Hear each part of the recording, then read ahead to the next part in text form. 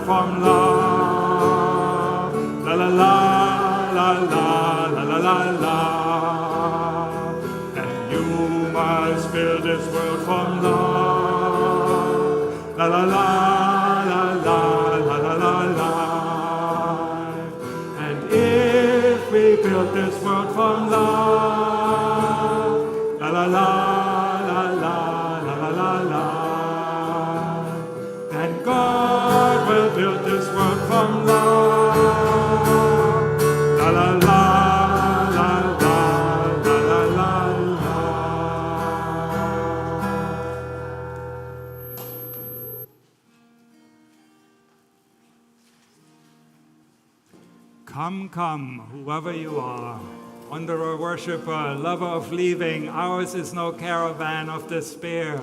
Come yet again, come.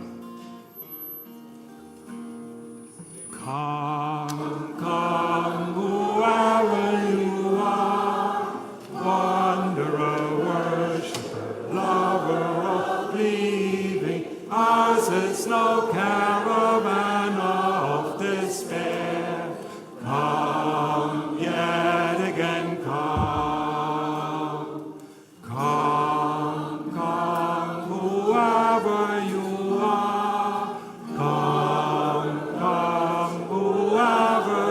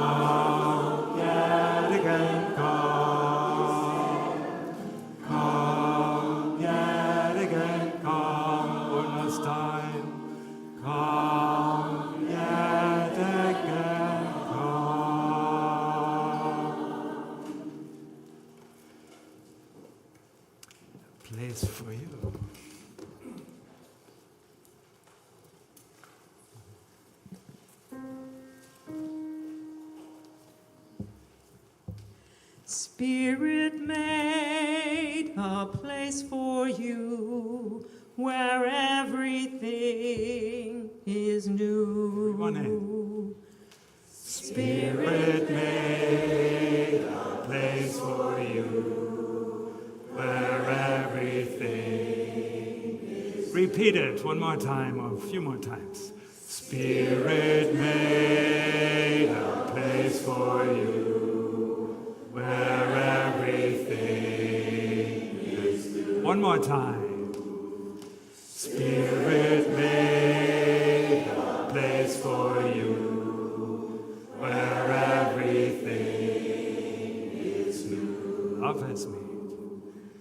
Love has made a place for you where everything is new. We're going back on the melody.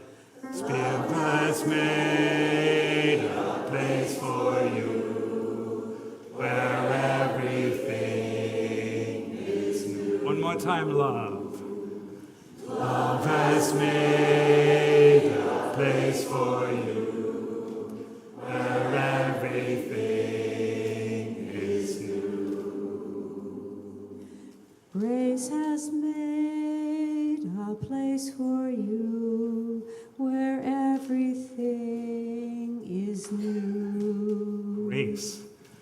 Grace has made a place for you where everything is new. Grace has made a place for you where everything is new. Grace has made a place for you where everything is new. One more time. Grace has made a place for you where everything is new.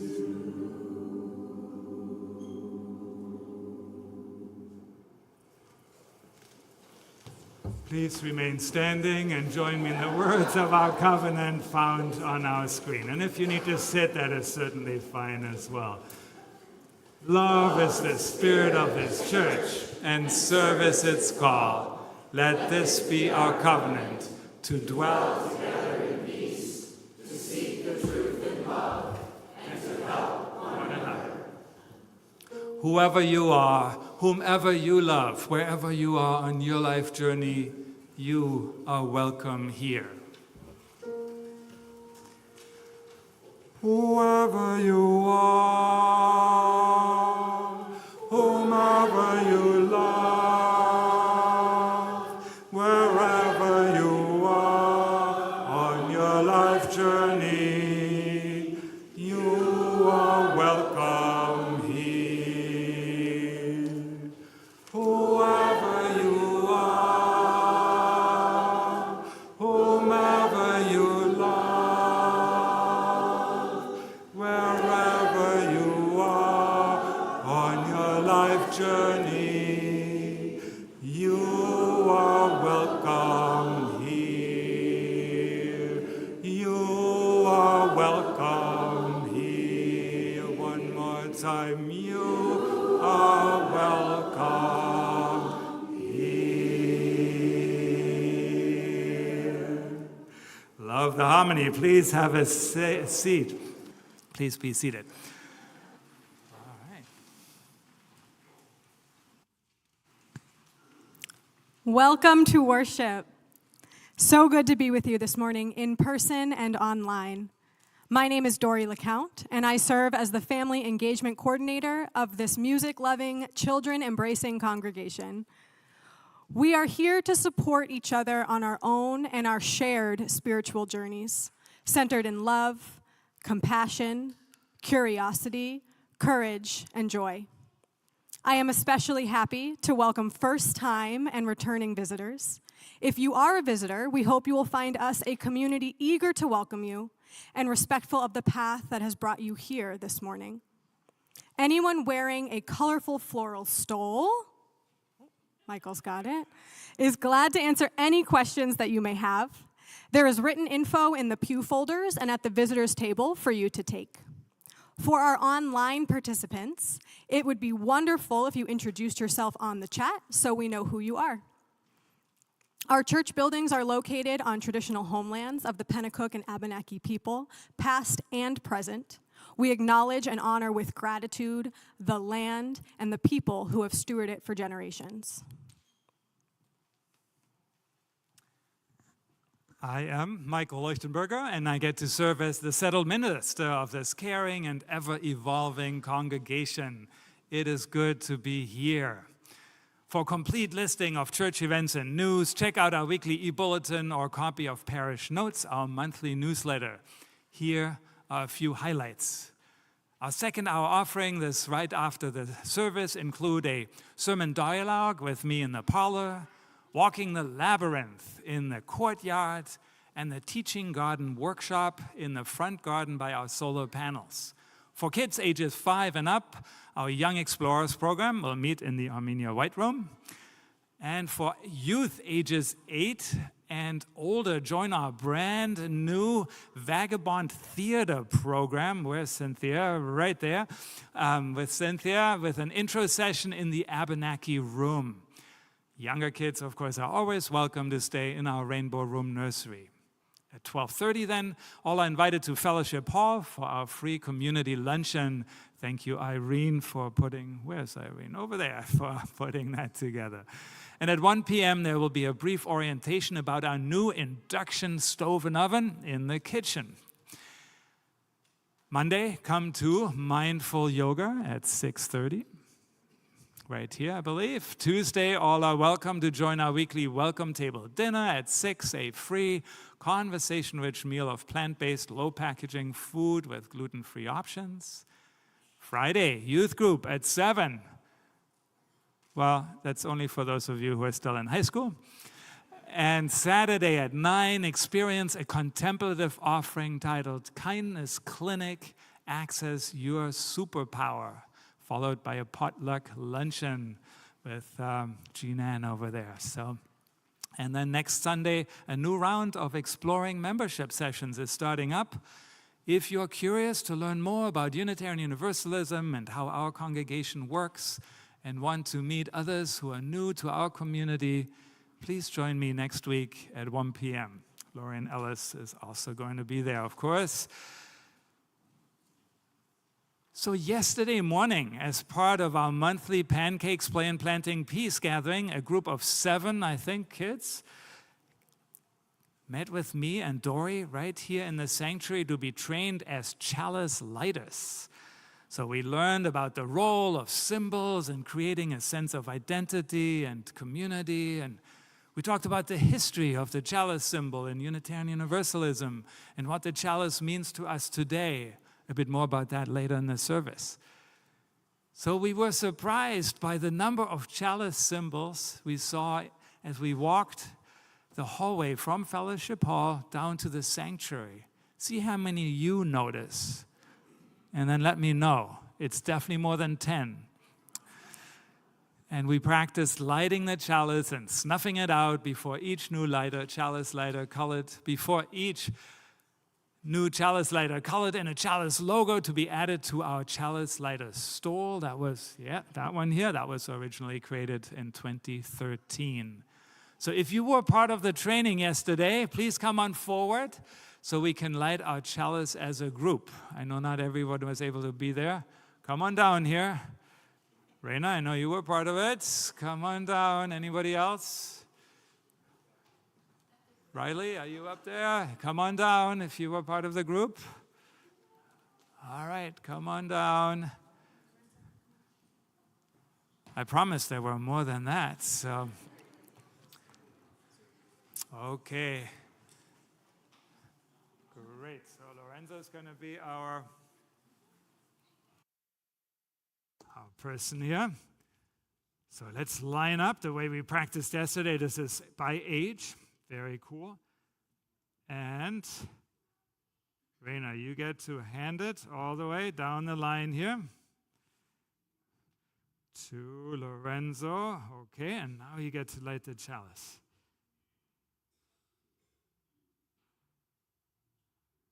Great. Wonderful. Great, thank you so much.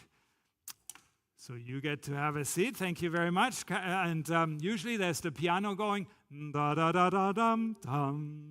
Rise up, O flame, by thy light glowing. Show to us beauty, vision, and joy. Rise up, O flame, rise up, O flame, by thy light glowing. Show to us beauty, vision, and joy.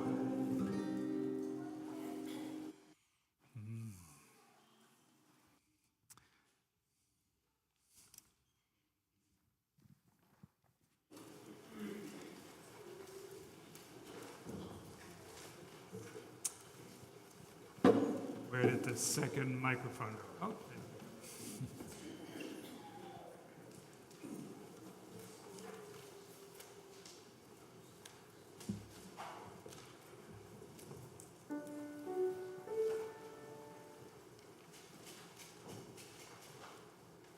And when I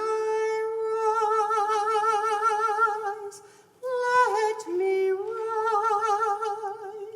like a bird joyfully. And when I fall, let me fall like a leaf gracefully, without regret.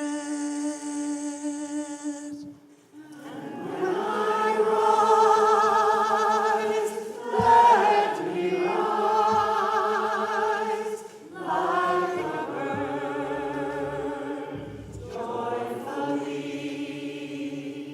And when I fall, let me fall like a leaf gracefully, without regret.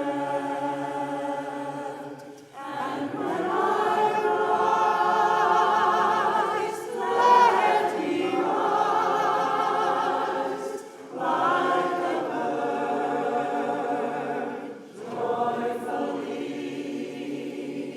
And when I fall, let me fall like a leaf gracefully, without regret. And when I rise, let me rise like a bird joyfully. And when I fall, let me fall like a leaf gracefully, without regret. And when I rise, let me rise like a bird joyfully. And when I fall, let me fall like a leaf gracefully, without regret.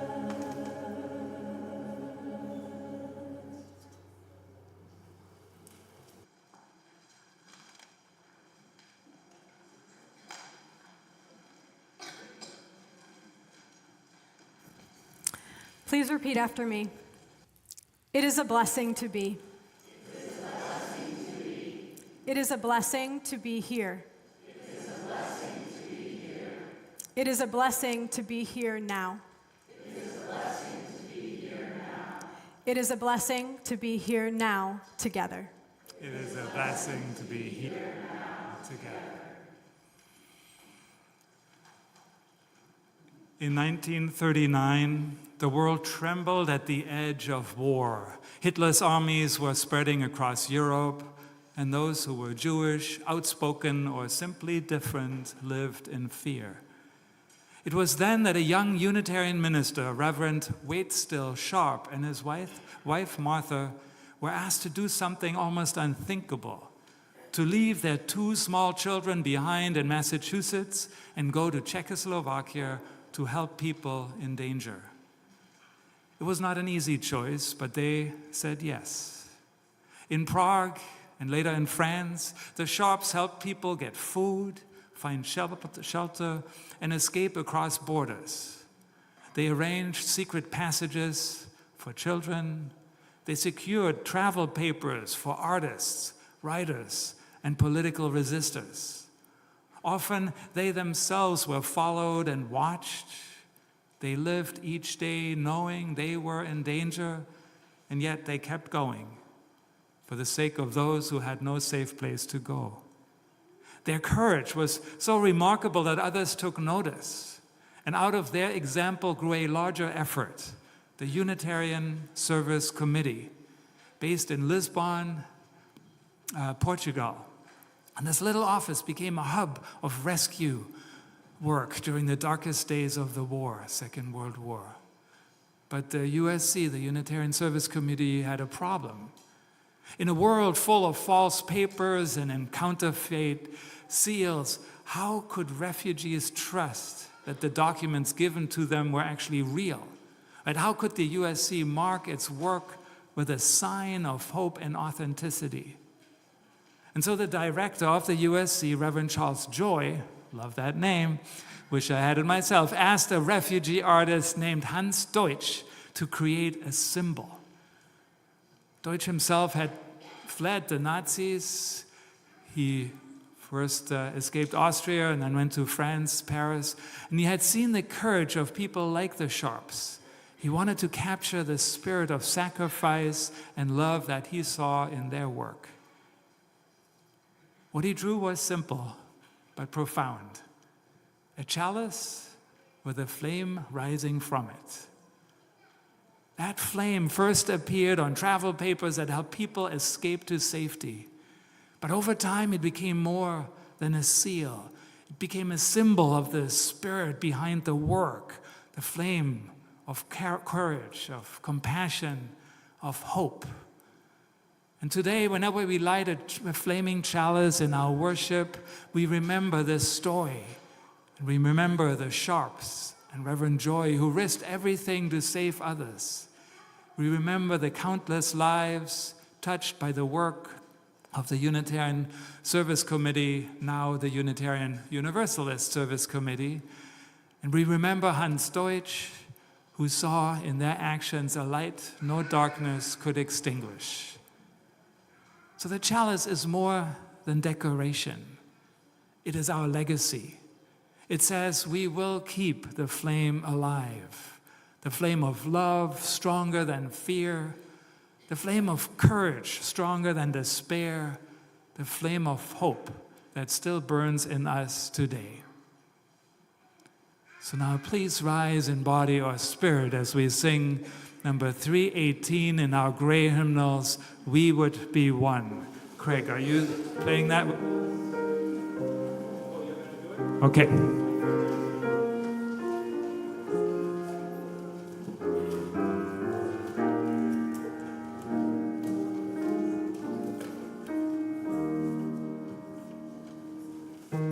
We would be one as now we join in singing our hymn of love to pledge ourselves anew.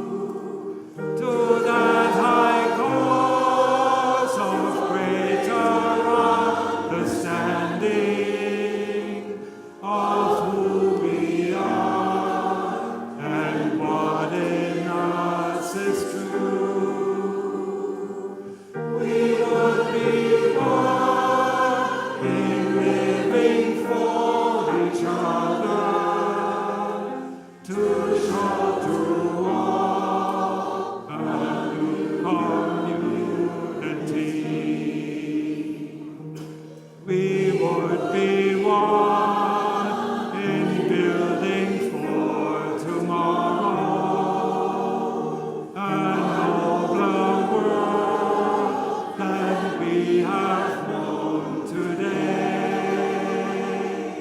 We would be one in searching for that meaning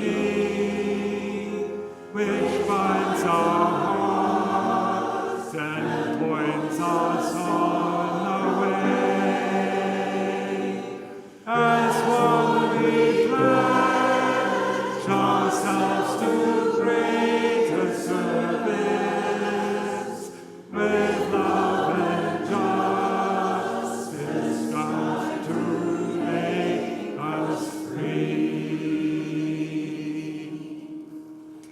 Please be seated, and what a gift it is to have musicians ready to just jump in at the last minute. You know, Mary Ober here, thank you very much. Wow. Okay.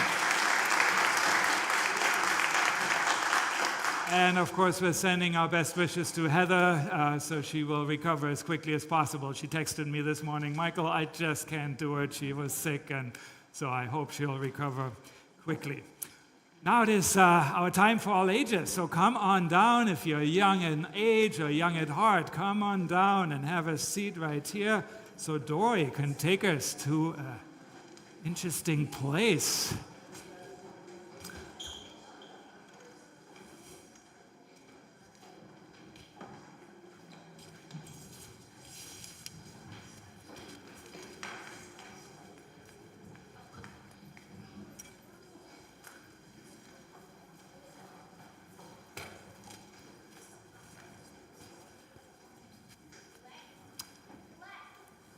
Right. All right. Lorenzo's wearing a really cool shirt. Good. Come on Everyone in. take Come a on look at over. Lorenzo's shirt if you pass him today. This morning, we are talking about belonging. We are going to be reading The Invisible Boy, and as we read this, I want us all to pay attention to the way that the little boy in the story is feeling, and notice the moment that he starts to feel like he belongs, and what happens in that moment. Do you have the opening notes for that? The Invisible Boy by Trudy Ludwig. Can you see Brian, the invisible boy? Even Miss Carloti has trouble noticing him in her classroom. She's too busy with the other children.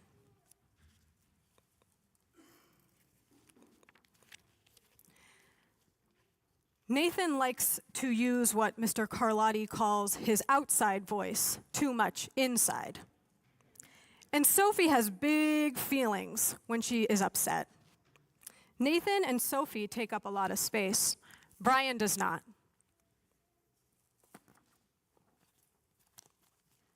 When the bell rings for recess, Micah and JT take turns choosing kids for their kickball team. The best players get picked first. Then the best friends of the best players.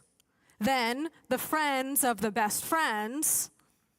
Only Brian is left, waiting and hoping. JT glances, oh no, we're skipping that page, sorry guys.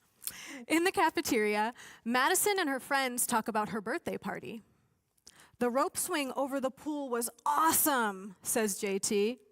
Yeah, so was the water slide, adds Fiona. That was the best pool party ever. I'm so glad you guys had fun, says Madison. Everybody did except Brian. He wasn't invited. At choosing time, while the other kids play board games and read, Brian sits at his table, doing what he loves to do best. He draws fire-breathing dragons scaling tall buildings, space aliens locked in intergalactic battles, greedy pirates digging for treasure, and superheroes with the power to make friends wherever they go. On Monday morning, Mrs. Carloti introduces Justin, a new student to the class. Brian smiles shyly at him. Some of the other kids sneak looks at Justin, trying to figure out if he's cool enough to be their friend. They haven't quite made up their minds yet. At lunch, Madison and JT watch Justin eat with chopsticks. "What's that?" asks Madison as she points at Justin's food. "It's bulgogi," What? Bulgogi. It's Korean barbecued beef. My grandpa made it for me. It's really good. Do you want to try some? Ugh, there's no way I would eat boogergi. And the kids laughed too. All of them, that is, except Brian. He sits there wondering which is worse, being laughed at or feeling invisible.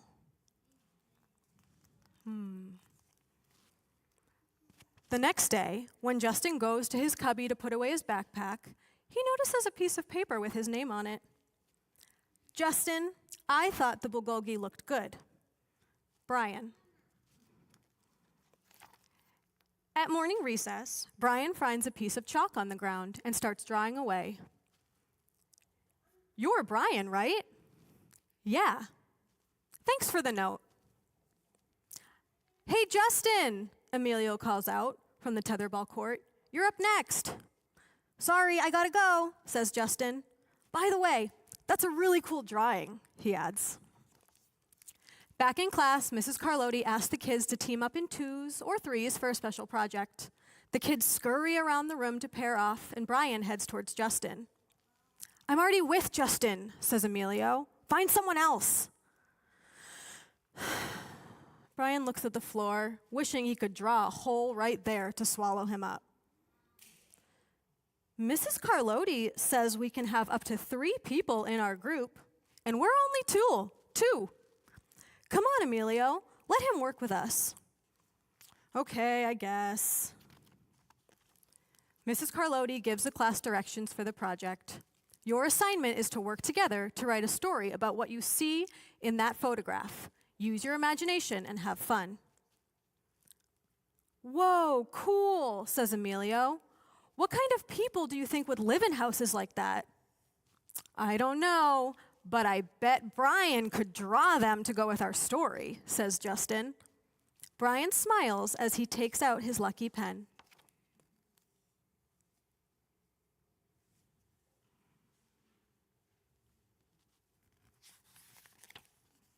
It's lunchtime again, Brian's least favorite part of the day. Another 20 long minutes of kids talking and laughing to everyone else but him. Brian, he hears someone shout. Hey, Brian, over here. Brian turns around and sees Justin waving him over. Emilio nods at Brian as he makes room for him at the table. Cookie? Thanks. Maybe Brian isn't so invisible after all.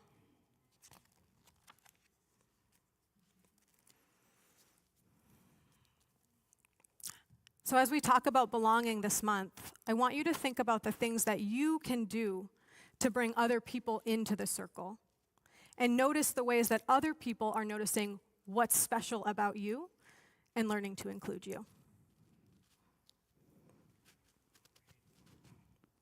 So please stand up and we'll sing our... Please join me in the choreography. May our minds be open to new learning. May our lips bring truth into the world. May our hearts know love and our hands do the work of justice as we go our way in peace. As we go our way in peace. May our minds be open to new learning.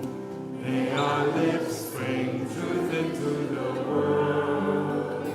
May our hearts know love and our hands do the work of justice as we go our way in peace. As we go our way in peace.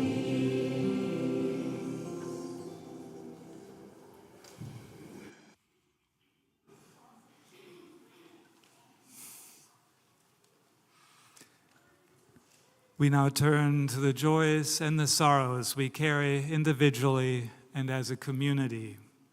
Will you take a breath with me?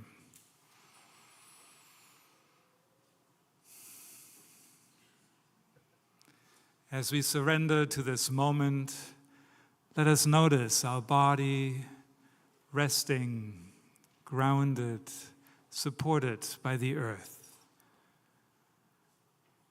And as the guitar begins to play, you're invited to come forward, light a candle, or place a stone at the table to your right, or add a note to the Holding Our Grief wheel.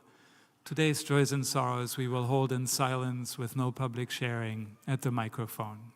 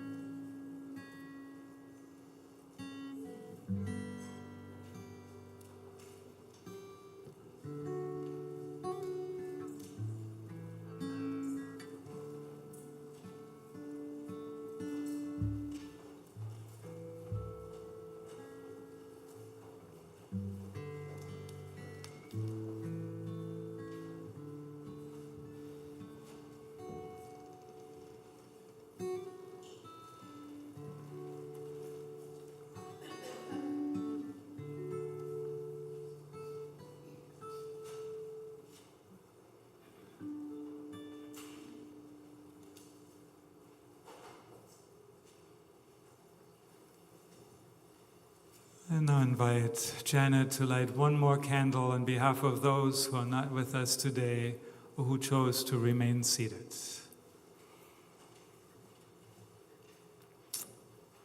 Lori McCall shares with us by email, "My joy on this beautiful autumn morning is that for several weeks now, I've been able to forward the Concord UU Church e-bulletin to my niece in Reno, Nevada, letting her know that she is loved, not alone, and being held in love by an entire congregation in Concord, New Hampshire. My sorrow is that Lisa Wilson, who has been working full-time in caregiving for her mother, my big sister, Mary Sue, Susie Davis, as well as her husband, Wayne, who has multiple sclerosis, called at 1:35 a.m.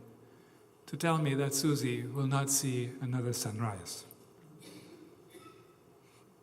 Thank you all for holding Susie, Lisa, and Wayne in love. I pray that the choir also will lift them up in song, in the words of Hans Christian Andersen, where words fail, music speaks.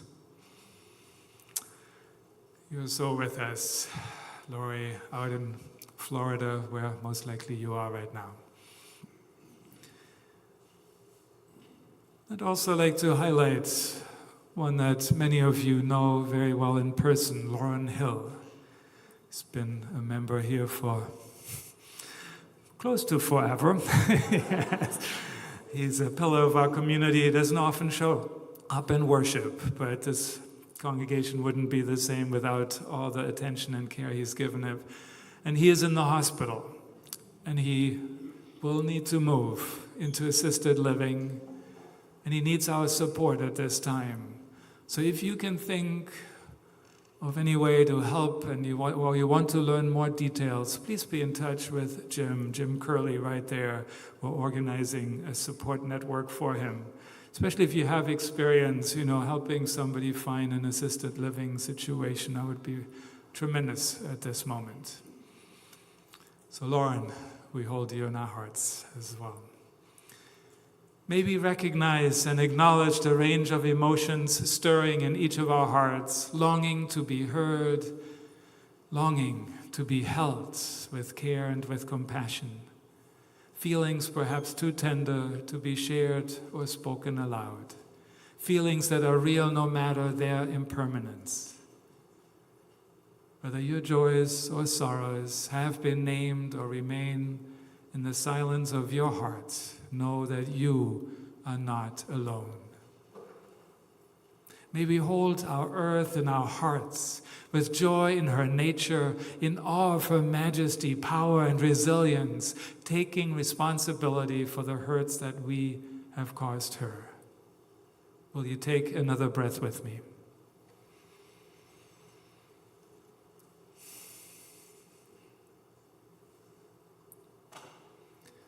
This week, we hold in love Corey B. Pearson, Bevan Talk, Mary Sue Davis, Jeff Lovell, Lisa and Wayne Wilson,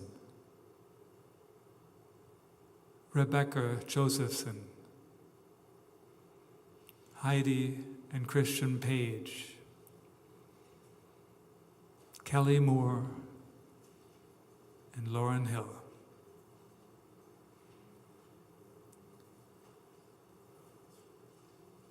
Please join me in the sung prayer Sanctuary as Craig begins to play.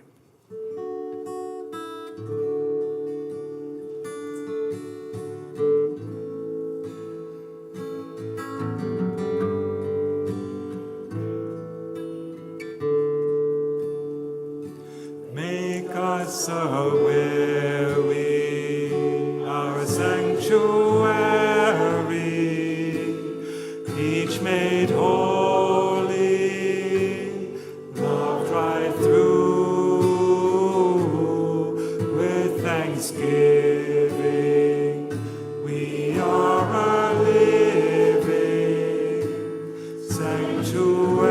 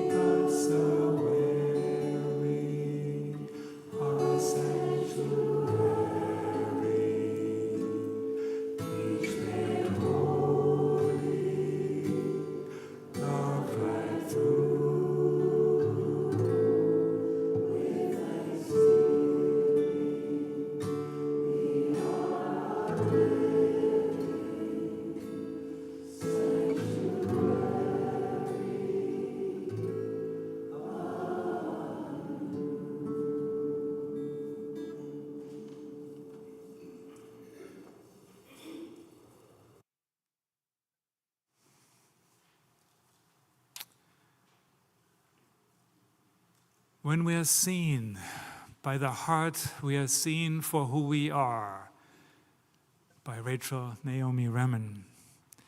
We are valued in our uniqueness by those who are able to see us in this way, and we become able to know and value ourselves. The first time, she writes, the first time I was seen this way, I was very small, maybe 3. I'd never met my godfather. He lived in another city when it was clear that he was dying. I was taken to his home so that he could see me for the first time. My mother told me that I was going to meet my godfather and that he was dying. I was so small I didn't get the time sense quite right and understood that I was going to see somebody who was dead. I looked forward to this for days. I remember the details of this meeting very clearly, especially my godfather's bed. It was very high. Picture a 3-year-old, right? It was very high, higher than I could see, and made of dark carved wood. My mother had lifted me up. Lying there among the pillows with his eyes closed was a very old man. He was completely still and so thin that the covers didn't rise up much over him. She put me down next to him, between him and the wall. She was talking to me softly, but I wasn't listening. I watched him with great interest. And then his daughter called to my mother from the kitchen, and she turned away and went out into the hall for a short time to see what was wanted. And in those few moments, my godfather opened his eyes and looked at me. I remember how blue his eyes were and how warm. And in a voice that was barely more than a whisper, he called me by my name. He seemed to be trying to say something more. I was very young then, but I knew that whispers meant secrets. So I leaned in towards him to hear. And he smiled at me, a beautiful smile, and said, "I've been waiting for you." My family were intellectual, formal, well-mannered people who were not openly affectionate or demonstrative. My godfather's eyes and his smile were full of a great love and appreciation. For the first time, I felt a deep sense of being welcome, of mattering to someone. His hands were resting on the covers, and still smiling, he slid one just a little bit forward towards me. And then he closed his eyes. After a short while, he sighed deeply and was still again. I continued to sit there remembering his smile until my mother came back. She looked closely at my godfather and then snatched me up from the bed and ran with me from the room. My godfather had died. My parents were deeply distressed about my being alone with my godfather when he died. It was the 40s, and they consulted a child psychologist to help me get over the trauma. Yet my own experience had been quite different. It was many years before I could tell my parents what had really happened and how important it had been to me. Here ends our reading.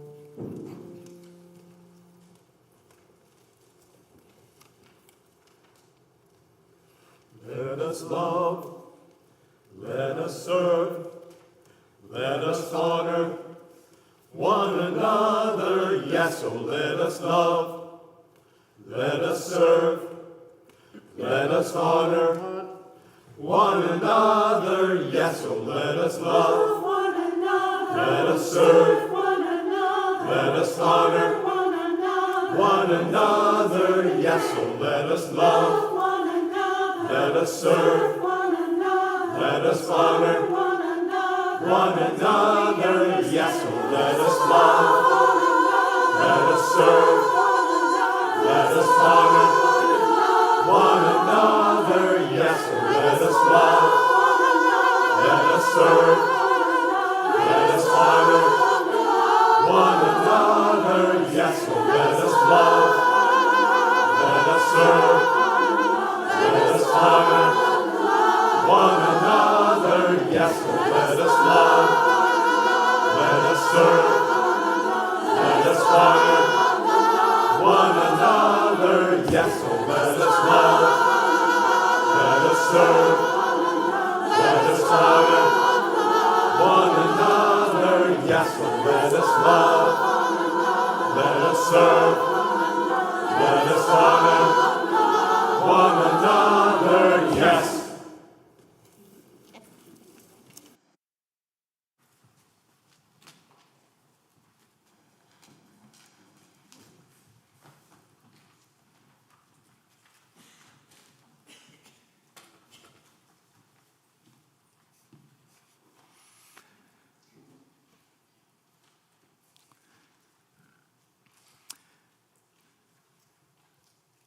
We live with the longing that is older than words, the longing to belong.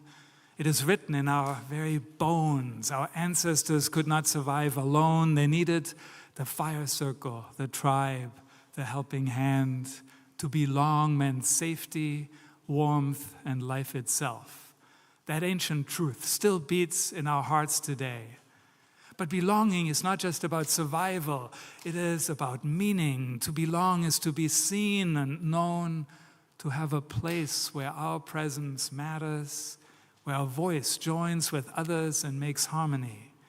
To belong is to know I am not alone.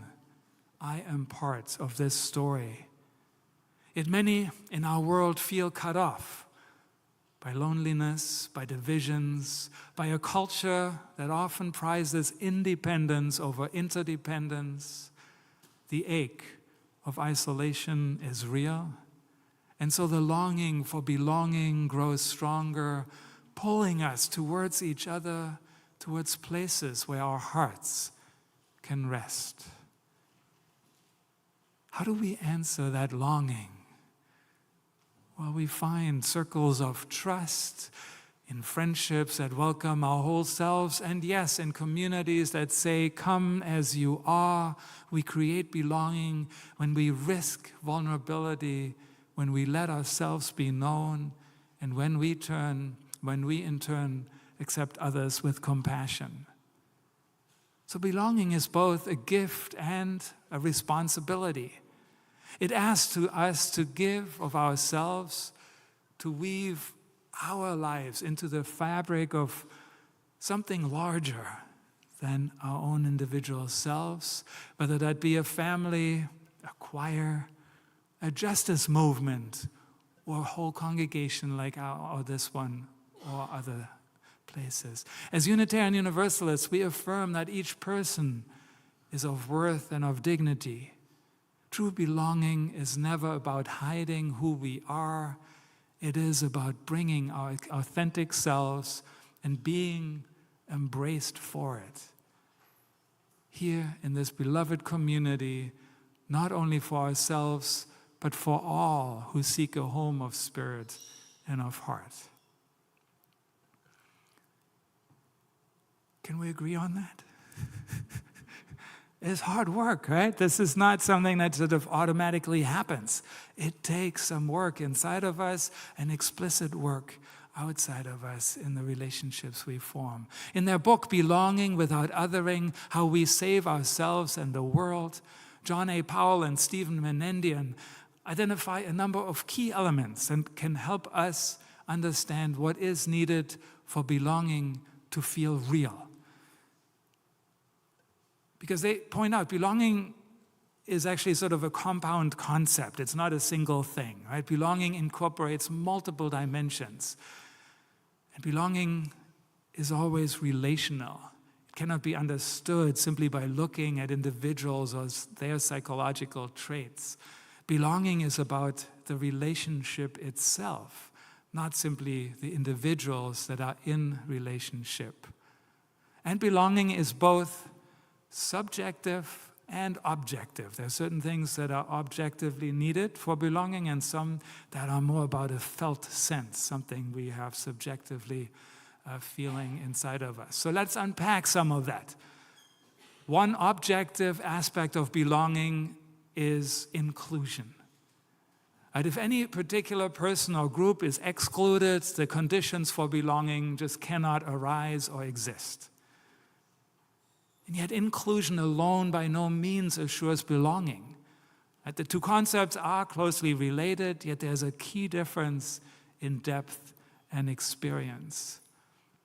Inclusion is about being invited in, having a seat at the table, having access to the group, being considered maybe in decision making, and its focus is often sort of structural or external.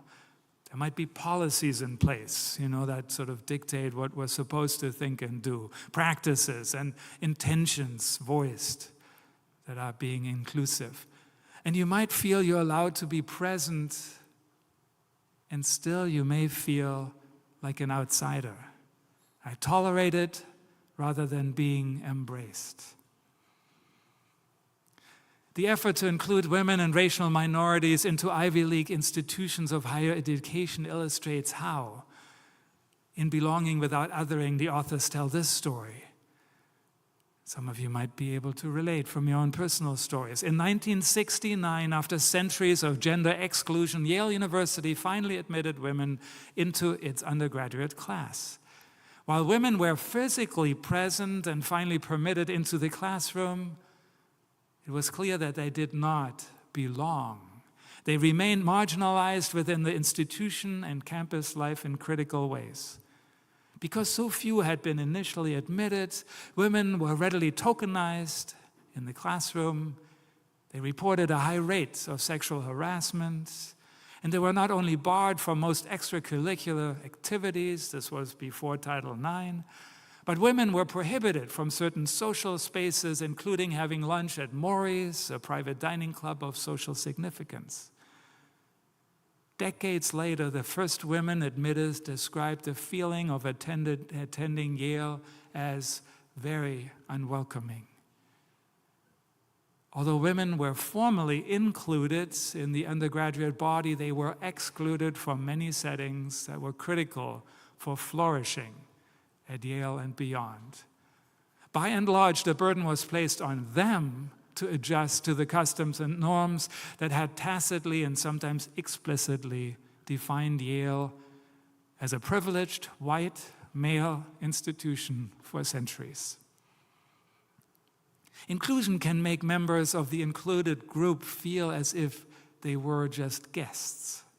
Right? They're invited or admitted into the institution and setting, but as tokens or on a partial or conditional basis. Moreover, the norms and customs of the institution are likely to be both unfamiliar and perhaps even unwelcoming to the newly admitted, and the guests are expected to adapt and conform rather than change the institution to accommodate the guests. So clearly belonging is different. Belonging is about truly being at home, feeling accepted, valued, and connected at a heart level. It is relational and internal. Belonging comes not only from being allowed in, but from being embraced, from being needed and woven into the fabric of the community. You can show up as your authentic self and feel, I'm not just here, I am off here. Can you feel that difference? It's not just I'm here, but I am off this place. I'm off this community. Belonging transforms inclusion into lived connection and meaning. Here's a metaphor. Inclusion is being invited to the party. Belonging is being asked to dance and knowing the dance floor wouldn't be the same without you.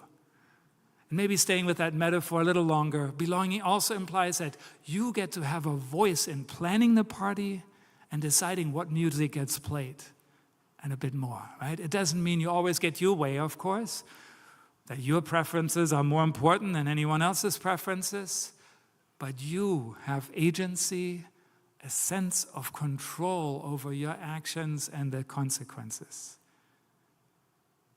Without that feeling that your actions can impact the workings of the community, can shape the proceedings of the deliberations, there's no real sense of belonging.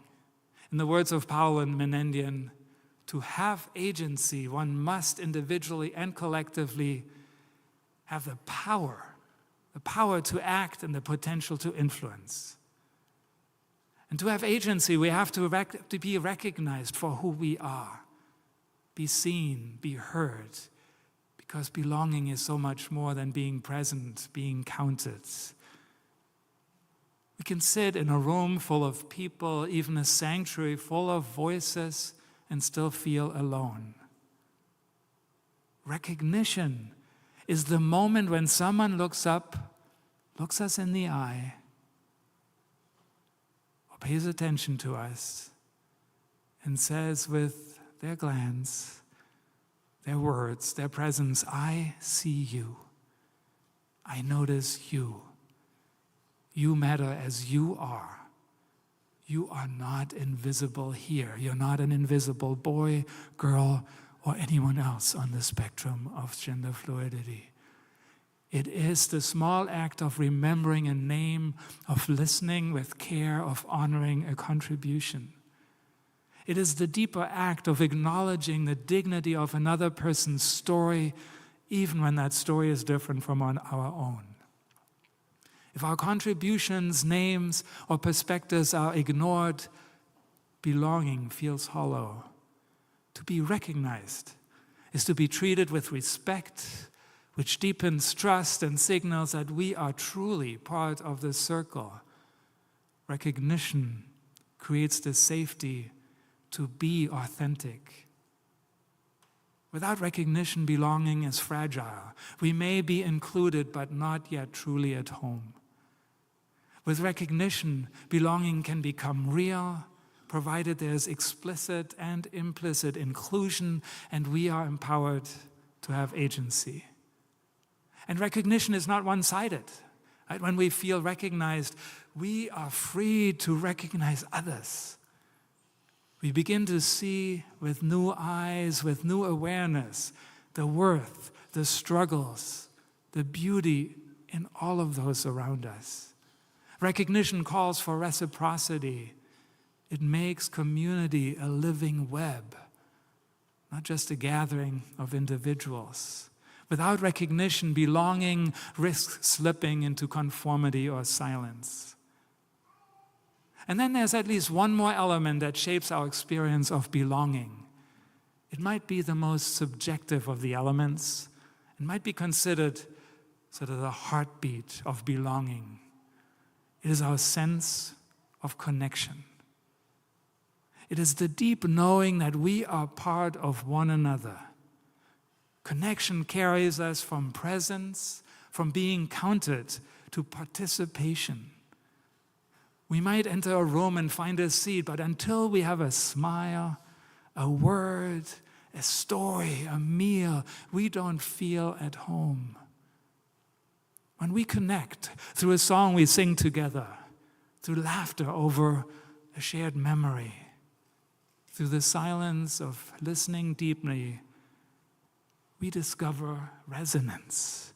And we feel your heart and mine beat in rhythm. That resonance is what belonging feels like in our bones. Connection also builds trust, of course, when we return again and again, when we're greeted, when our names are remembered, when our voices are welcomed. We learn that it is safe enough anyway to be ourselves, that safety is the soil where belonging grows strong. And connection draws us into something larger than ourselves. It's not only about being known, it's about knowing others, sharing in a purpose, a story, a hope. Like that story of the chalice, right? We are part of that story. We share in that story. Belonging becomes real when we are bound together by meaning as well as affection.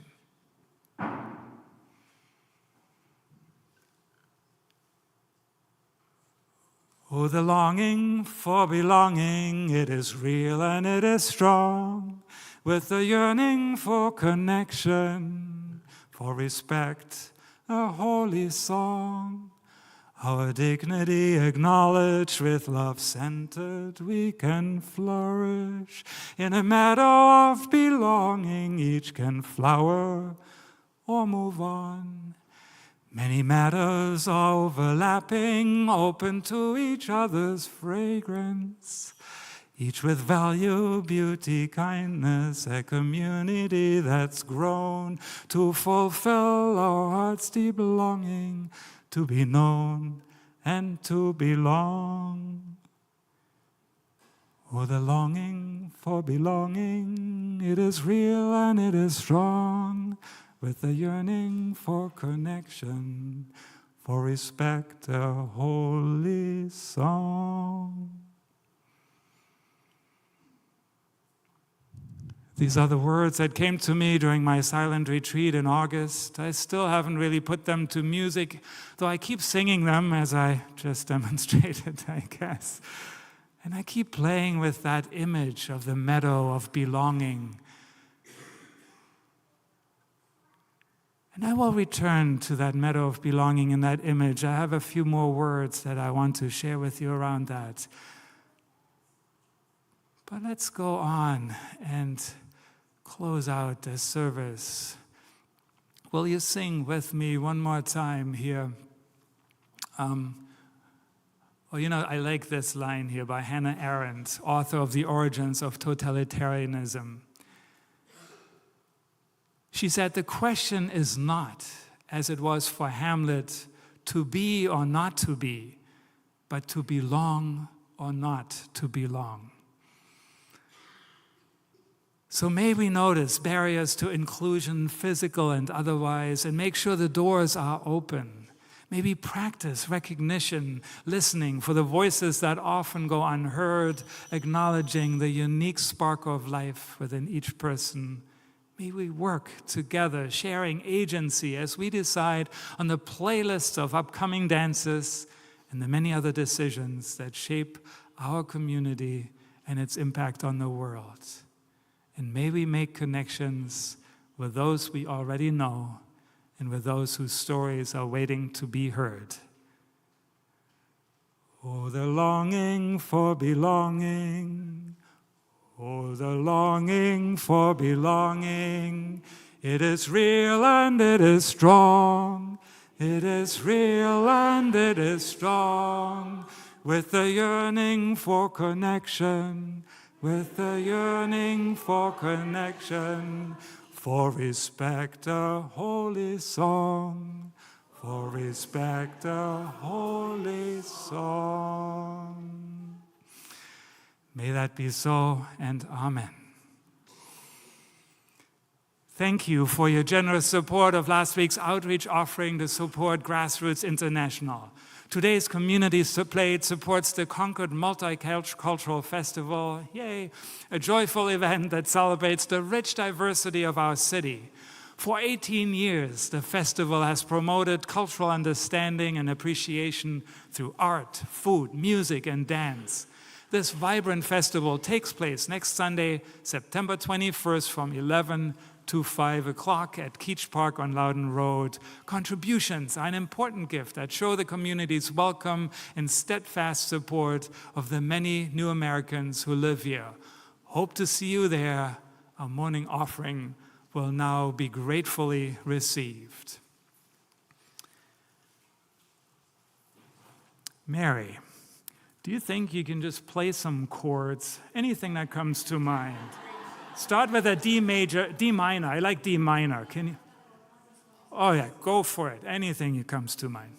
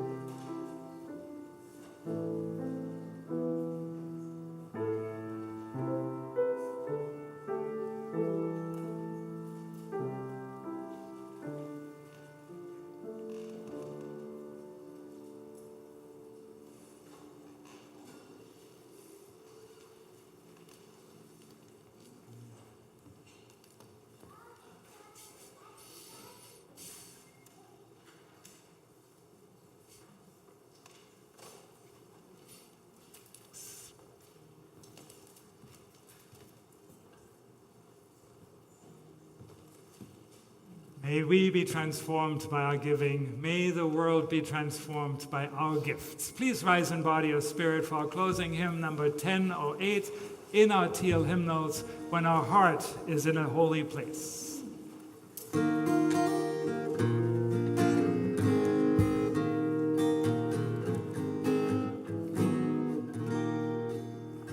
When our heart is in a holy place, when our heart is in a holy place, we are blessed with love and amazing grace. When our heart is in a holy place, when we trust the wisdom in each of us, every color, every creed and kind, and we see our faces in each other's eyes. When our heart is in a holy place, when our heart is in a holy place, when our heart is in a holy place, we are blessed with love and amazing grace. When our heart is in a holy place, when we tell a story from deep inside, and we listen with a loving mind, and we hear our voices in each other's words, then our heart is in a holy place. When our heart is in a holy place, when our heart is in a holy place, we are blessed with love and amazing grace. When our heart is in a holy place, and we share the silence of sacred space, and the God of our heart stirs within, and we feel the power of each other's faith. Then our heart is in a holy place.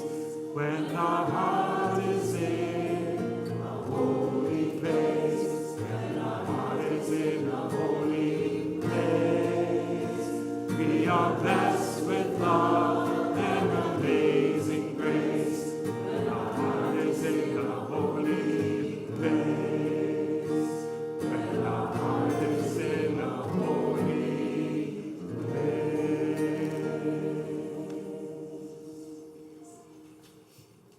out into the world in peace.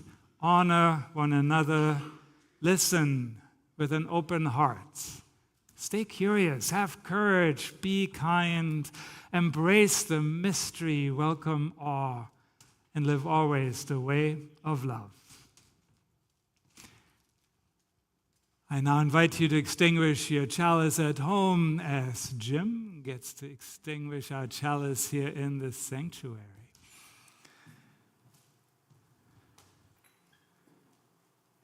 Please join me in reading aloud the words on our screen. We extinguish this flame, but not the light of this faith we share, the warmth of community or the fire of commitment. These we carry in our hearts until we are together again. Now please join me in singing our unison benediction. If you're comfortable joining hands or elbows, go ahead and reach out. And if not, reach out with your heart to all of us, worshiping with you, knowing that you are not alone. And I'm not sure we're going to modulate this up, so let's just give us an opening note and we'll sing it as best we can. From you I receive.